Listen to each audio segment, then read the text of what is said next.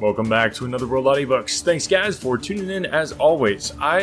Just blows my mind. We're at over 400 episodes on this crazy little podcast, and I'm so grateful for everyone who takes the time out of their day to listen, and especially those who are sharing the podcast. If you get any value out of this at all, if you enjoy it at all, I'd just love to hear from you, and tell somebody else about the podcast. That is the best way to help keep this podcast going. I listen to a lot of podcasts, and there are some podcasts that I really enjoyed that they just kind of stopped. They just kind of disappeared. I don't want to be one of those podcasts. I do want to keep going, but I need your support. And listening is great, but just sharing the podcast is free, and it's a great way to spread the word and help this podcast keep going. Which, if that's what you want, then I ask for your assistance in that endeavor. So thank you for that. And without further ado, let's jump right into the next episode of The Beasts of Tarzan. Chapter 15. Down the Ugombe. Halfway between the Ugombe and the village of the Wagomwazam, Tarzan came upon the pack moving slowly along his old spoor. Mugambi could scarce believe that the trail of the Russian and the mate of his savage master had passed so close to that of the pack.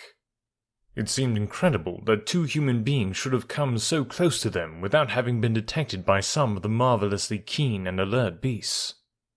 But Tarzan pointed out the spoor of the two he trailed, and at certain points the black could see that the man and the woman must have been in hiding as the pack passed them, watching every move of the ferocious creatures.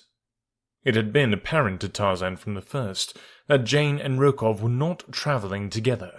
The spoor showed distinctly that the young woman had been a considerable distance ahead of the Russian at first.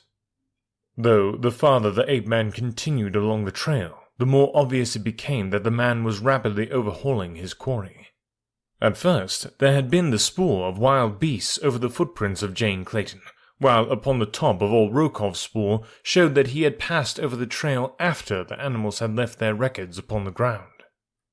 But later, there were fewer and fewer animal imprints occurring between those of Jane's and the Russian's feet, until, as he approached the river, the ape-man became aware that Rokov could not have been more than a few hundred yards behind the girl. He felt they must be close ahead of him now, and with a little thrill of expectation, he leaped rapidly forward ahead of the pack. Swinging swiftly through the trees, he came out upon the riverbank at the very point at which Rokov had overhauled Jane as she endeavored to launch the cumbersome dugout. In the mud along the bank, the ape-man saw the footprints of the two he sought, but there was neither boat nor people there when he arrived, nor at first glance any sign of their whereabouts. It was plain that they had shoved off a native canoe and embarked upon the bosom of the stream, and as the ape-man's eye ran swiftly down the course of the river beneath the shadows of the overarching trees, he saw in the distance, just as it rounded a bend that shut it off from his view, a drifting dugout in the stern of which was the figure of a man. Just as the pack came in sight of the river, they saw their agile leader racing down the river's bank, leaping from hummock to hummock of the swampy ground that spread between them and a little promontory which rose just where the river curved inward from their sight. To follow him, it was necessary for the heavy, cumbersome apes to make a wider detour, and Sheeta, too, who hated water. Mugambi followed after them as rapidly as he could in the wake of the great white master. A half-hour of rapid travelling across the swampy neck of land and over the rising promontory brought Tarzan, by a short cut, to the inward bend of the winding river, and there before him, upon the bosom of the stream, he saw the dugout, and in its stern, Nicholas Rokov. Jane was not with the Russian. At sight of his enemy, the bronze scar upon the ape-man's brow burned scarlet, and there rose to his lips the hideous, bestial challenge of the bull-ape. Rokov shuddered as the weird and terrible alarm fell upon his ears. Cowering in the bottom of the boat, his teeth chattering in terror, he watched the man he feared above all other creatures upon the face of the earth as he ran quickly to the edge of the water. Even though the Russian knew that he was safe from his enemy, the very sight of him threw him into a frenzy of trembling cowardice, which became frantic hysteria as he saw the white giant dive fearlessly into the forbidding waters of the tropical river. With steady, powerful strokes, the ape-man forged out into the stream toward the drifting dugout. Now, Rokov seized one of the paddles lying in the bottom of the craft, and with terror-wide eyes still glued upon the living death that pursued him, struck out madly in an effort to augment the speed of the unwieldy canoe. And from the opposite bank, a sinister ripple, unseen by either man, moved steadily toward the half-naked swimmer. Tarzan had reached the stern of the craft at last. One hand upstretched grasped the gunwale. Rokov sat frozen with fear, unable to move a hand or foot, his eyes riveted upon the face of his nemesis. Then, a sudden commotion in the water behind the swimmer caught his attention. He saw the ripple, and he knew what caused it. At the same instant, Tarzan felt mighty jaws close upon his right leg. He tried to struggle free and raise himself over the side of the boat. His efforts would have succeeded had not this unexpected interruption galvanized the malign brain of the Russian into instant action with its sudden promise of deliverance and revenge. Like a venomous snake, the man leaped toward the stern of the boat, and with a single swift blow struck Tarzan across the head with the heavy paddle. The ape-man's fingers slipped from their hold upon the gunwale. There was a short struggle at the surface, and then a swirl of waters, a little eddy, and a burst of bubbles soon smoothed out by the flowing current, marked for the instant the spot where Tarzan of the Apes, lord of the jungle, disappeared from the sight of men beneath the gloomy waters of the dark and forbidding Ugambi. Weak from terror, Rokov sank shuddering into the bottom of the dugout. For a moment he could not realize the good fortune that had befallen him. All that he could see was the figure of a silent, struggling white man disappearing beneath the surface of the river to unthinkable death in the slimy mud of the bottom. Slowly, all that it meant to him filtered into the mind of the Russian, and then a cruel smile of relief and triumph touched his lips. But it was short-lived, for just as he was congratulating himself that he was now comparatively safe to proceed upon his way to the coast unmolested, a mighty pandemonium rose from the riverbank close by. As his eyes sought the authors of the frightful sound, he saw standing upon the shore, glaring at him with hate-filled eyes, a devil-faced panther surrounded by the hideous apes of Akut, and in the forefront of them a giant black warrior who shook his fist at him, threatening him with terrible death. The nightmare of that flight down the Ugambi, with the hideous horde racing after him by day and by night, now abreast of him, now lost in the mazes of the jungle far behind for hours, and once for a whole day, only to reappear again upon his trail, grim, relentless, and terrible, reduced the Russian from a strong and robust man to an emaciated, white-haired, fear-gibbering thing, before ever the bay and the ocean broke upon his hopeless vision. Past populous villages he had fled. Time and again, warriors had put out in their canoes to intercept him, but each time the hideous horde had swept into view to send the terrified natives shrieking back to the shore to lose themselves in the jungle. Nowhere in his flight had he seen aught of Jane Clayton.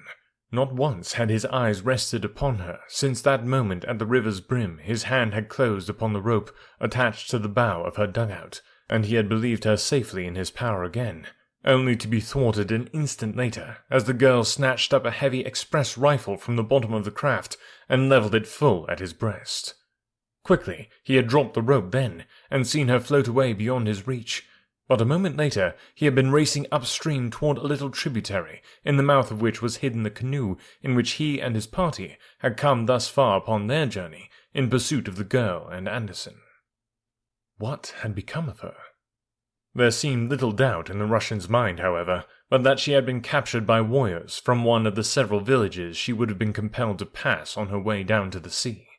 Well, he was at least rid of most of his human enemies. But at that, he would gladly have had them all back in the land of the living, could he thus have been freed from the menace of the frightful creatures who pursued him with awful relentlessness, screaming and growling at him every time they came within sight of him. The one that filled him with the greatest terror was the panther, the flaming-eyed, devil-faced panther, whose grinning jaws gaped wide at him by day, and whose fiery orbs gleamed wickedly out across the water from the chimerian blackness of the jungle nights. The sight of the mouth of the Ugambi filled Rokov with renewed hope, for there, upon the yellow waters of the bay, floated the Kincaid at anchor. He had sent the little steamer away to coal while he had gone up the river, leaving Paulvitch in charge of her, and he could have cried aloud in his relief as he saw that she had returned in time to save him. Frantically, he alternately paddled furiously toward her and rose to his feet, waving his paddle, and crying aloud in an attempt to attract the attention of those on board. But, loud as he screamed, his cries awakened no answering challenge from the deck of the silent craft. Upon the shore behind him, a hurried backward glance revealed the presence of the snarling pack. Even now, he thought, these man-like devils might yet find a way to reach him, even upon the deck of the steamer, unless there were those there to repel them with firearms. What could have happened to those he left upon the Kincaid? Where was Paulvitch? Could it be that the vessel was deserted, and that, after all, he was doomed to be overtaken by the terrible fate that he had been flying from through all these hideous days and nights? He shivered, as might one upon whose brow death has already laid his clammy finger. Yet he did not cease to paddle frantically toward the steamer, and at last, after what seemed an eternity, the bow of the dugout bumped against the timbers of the Kincaid. Over the ship's side hung a monkey ladder, but as the Russian grasped it to ascend to the deck, he heard a warning challenge from above, and, looking up, gazed into the cold, relentless muzzle of a rifle.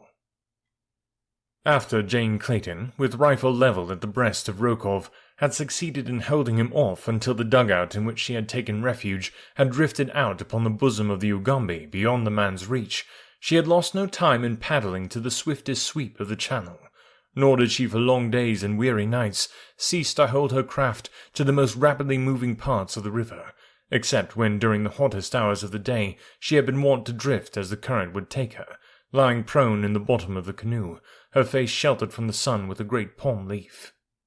Thus only did she gain rest upon the voyage. At other times she continually sought to augment the movement of the craft by wielding the heavy paddle. Rokov, on the other hand, had used little or no intelligence in his flight along the Ugambi, so that more often than not his craft had drifted in the slow-going eddies, for he habitually hugged the bank farthest from along which the hideous horde pursued and menaced him. Thus it was that, though he had put out upon the river but a short time subsequent to the girl, yet she had reached the bay fully 2 hours ahead of him. When she had first seen the anchored ship upon the quiet water, Jane Clayton's heart had beat fast with hope and thanksgiving, but as she drew closer to the craft, and saw that it was the Kincaid, her pleasure gave place to the gravest misgivings. It was too late, however, to turn back, for the current that carried her toward the ship was much too strong for her muscles. She could not have forced the heavy dugout upstream against it, and all that was left her was to attempt either to make the shore without being seen by those upon the deck of the Kincaid, or to throw herself upon their mercy. Otherwise, she must be swept out to sea. She knew that the shore held little hope of life for her, as she had no knowledge of the location of the friendly Mosula village to which Anderson had taken her through the darkness of the night of their escape from the Kincaid. With Rokov away from the steamer, it might be possible that by offering those in charge a large reward, they could be induced to carry her to the nearest civilized port. It was worth risking, if she could make the steamer at all.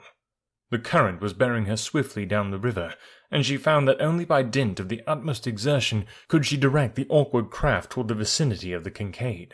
Having reached the decision to board the steamer, she now looked to it for aid, but to her surprise, the decks appeared to be empty, and she saw no sign of life aboard the ship.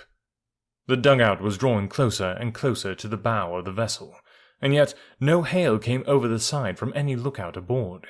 In a moment more, Jane realized she would be swept beyond the steamer, and then, unless they lowered a boat to rescue her, she would be carried far out to sea by the current and the swift ebb tide that was running.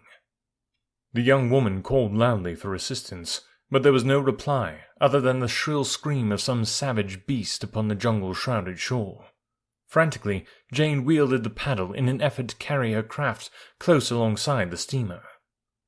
For a moment, it seemed that she should miss her goal by but a few feet, but at the last moment, the canoe swung close beneath the steamer's bow, and Jane barely managed to grasp the anchor chain. Heroically, she clung to the heavy iron links, almost dragged from the canoe by the strain of the current upon her craft. Beyond her, she saw a monkey ladder dangling over the steamer's side. To release her hold upon the chain, and chance clambering to the ladder as her canoe was swept beneath it, seemed beyond the pale of possibility, yet to remain clinging to the anchor chain appeared equally as futile. Finally, her glance chanced to fall upon the rope in the bow of the dugout, and making one end of this fast to the chain, she succeeded in drifting the canoe slowly down until it lay directly beneath the ladder. A moment later, her rifle slung about her shoulders, she had clambered safely to the deserted deck. Her first task was to explore the ship, and this she did, her rifle ready for instant use should she meet with any human menace aboard the Kincaid.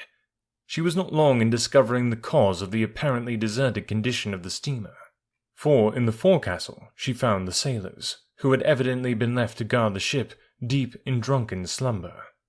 With a shudder of disgust, she clambered above, and to the best of her ability closed and made fast the hatch above the head of the sleeping guard.